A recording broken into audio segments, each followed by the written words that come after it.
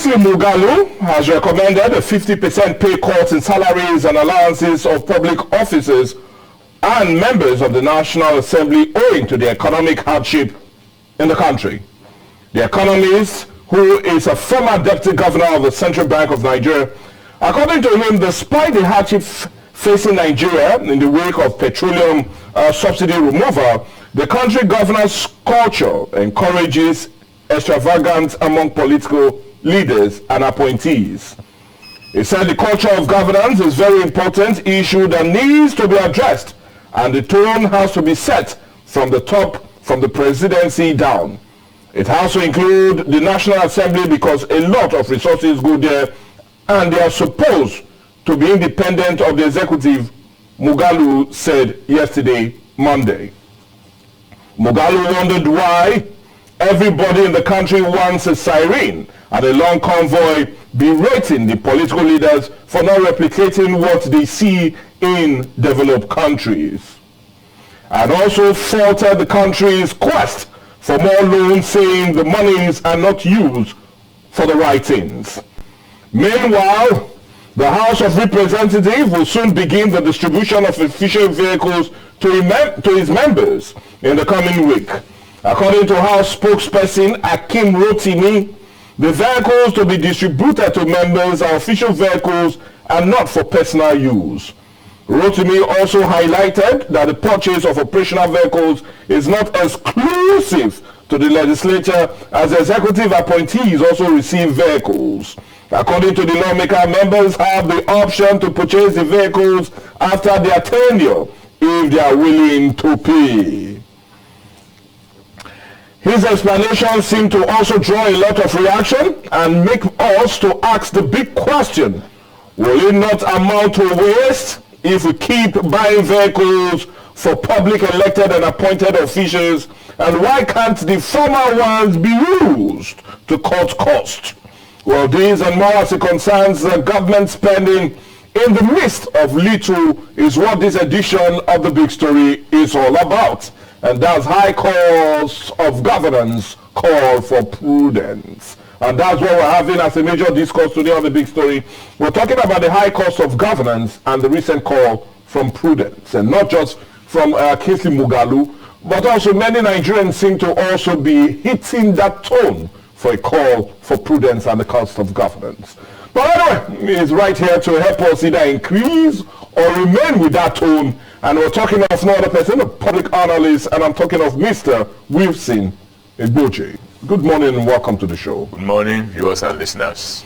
Well, let's quickly go. Undermining Moghalu raised an issue that have been in public discourse recently on the cutting down of salaries and for public officers elected or appointed. But I want us to first start rather with the statement from Akim Rotimi, the spokesperson for the House of Representatives.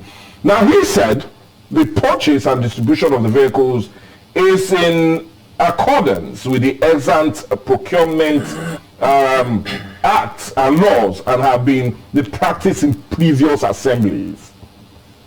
Like he said, it's also not peculiar to the legislature, as unelected government officials, we're talking about ministers and others, in the executive arm of government from director level above, in most cases have their own official vehicles attached to their offices and wonder why theirs is getting a whole lot of reaction. And I want you to react to his statement, especially standing in the context of the recent call for the cut down of spending and waste, but also in knowledge, as he said, is a part of the law for them to buy new vehicles to use. Your reaction to all of this? Thank you, Michael Ray. I'll say that Rotimi has every right to say what he has said, because he's a spokesman for the National Assembly. So he is. And he has been in the system for some time. Yes, he has. And he's used to this culture of extravagance, even in the midst of hardship that the country appears to be going through. Yeah. These people don't see any reason why there should be any change in the area where they operate. whatever changes we seek after in Nigeria are meant for the suffering masses. For those of them who have been used to this big government. And big government, you mean big government spending? Or yeah, big government spending. When I say big government, I mean that, you see, you have, this is the senator. Yes. This is the man in the House of Representatives. The senator has additional staff to himself that may be running up to 20. Of course. That's big government. Because I consider it unnecessary. It's a waste. So what are all those other people doing? Because there's nobody under the senator that will be earning less than 200,000.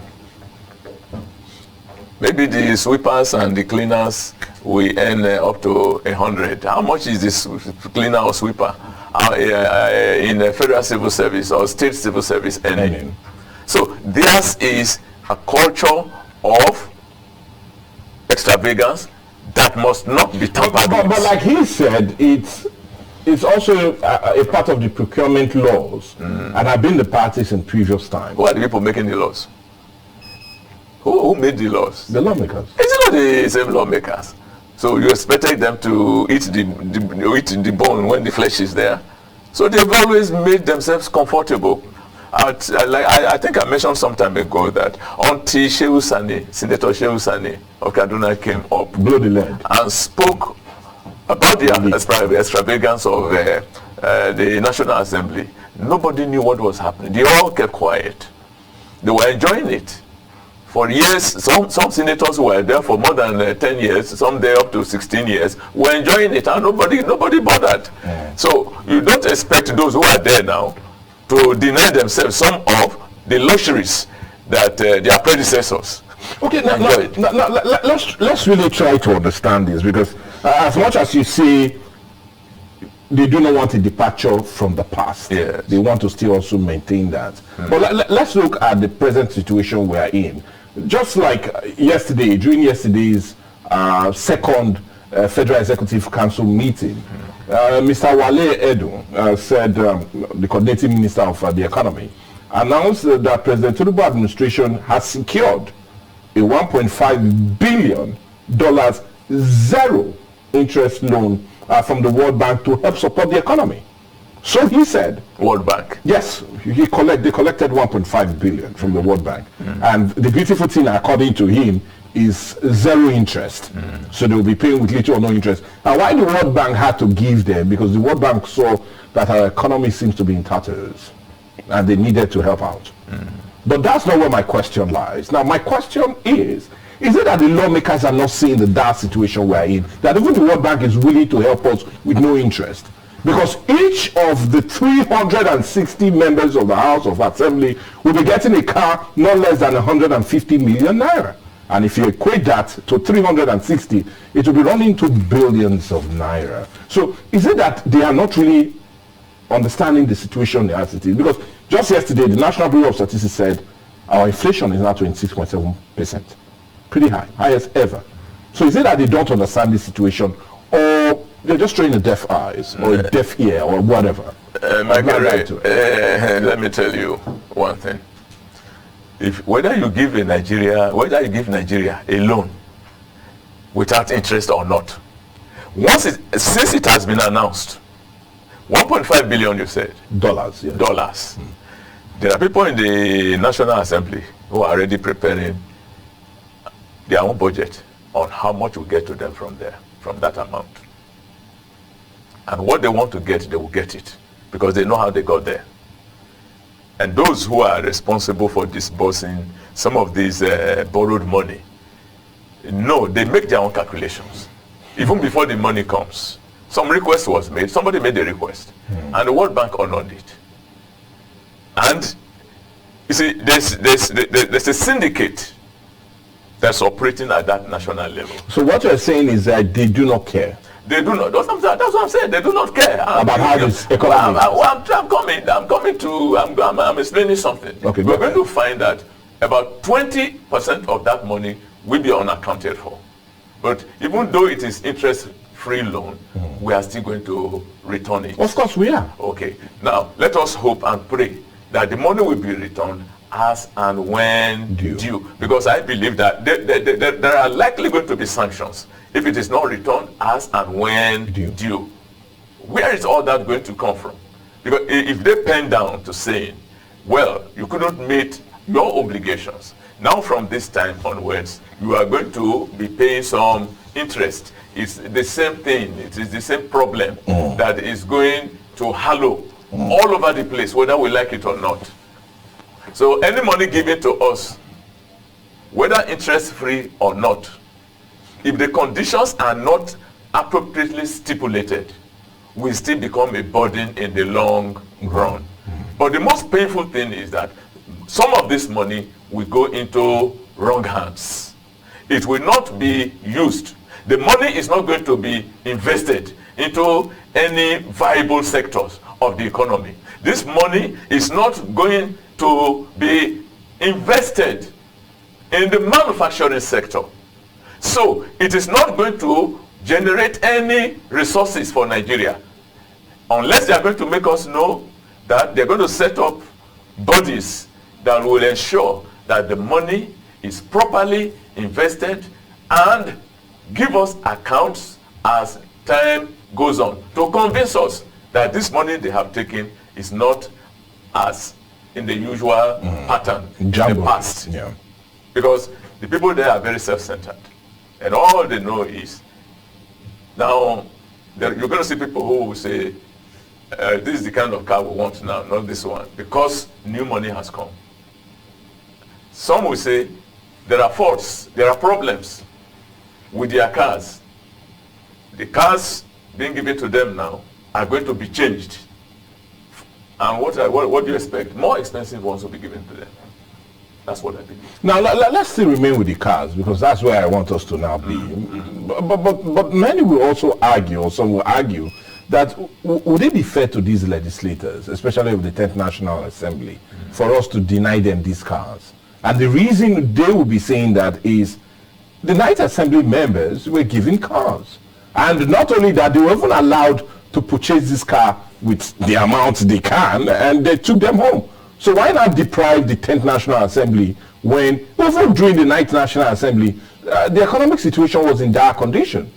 So why not deprive these of cars that are basically theirs, when we could not stop those of the 9th Assembly from taking away those cars that were bought for them? That's what I said now. The culture has to be perpetuated. So would it be fair to the 10th National Assembly members if we deny them the privilege of buying these cars? They should be able to volunteer. Are they poor people? No poor man got there. There are other things we don't want to talk about, people who get to that place. But no poor man gets there. They have their own cars they are using. They should look at what happens in other climes. They should look at what, apart from, in most countries, the legislature don't get any special attention, apart from the principal officers. The principal officers have certain entitlements that you cannot take from them. But these ones, we are not talking about the principal. We're talking about 360 members. 360 members. And then all of them are going to get cars of 150 200 million. 200, even some will opt for 250 million for themselves. But the ordinary man, in a country where you have people, about 120 million people living in abject poverty, people are scrambling for cars of 100 million, 150 million, 200 million, and 250 million. Of course, that's what they have told us as the price, the cost. It could be more than that. We will never get to the bottom. With the current rate of the naira. Of course, current rate of the naira. What they are quoting may be the cost before President Tinubu came to office. So leave all those things. We know what's going on in Nigeria. But let's still go with the issue of new vehicles, because this is not only centered alone on those of the National Assembly.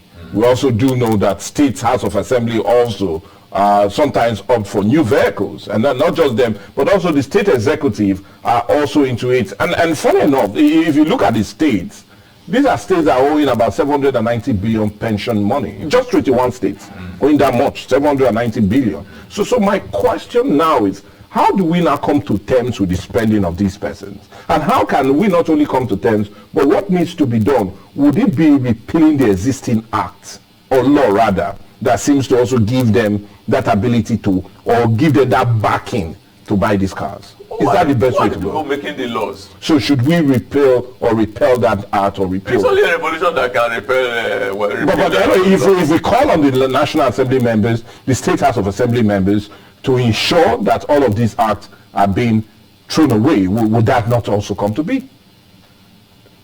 Who's going to do it? Who's going to do it? These people see themselves as the lords of the land. They see themselves as people who got there after much sacrifice.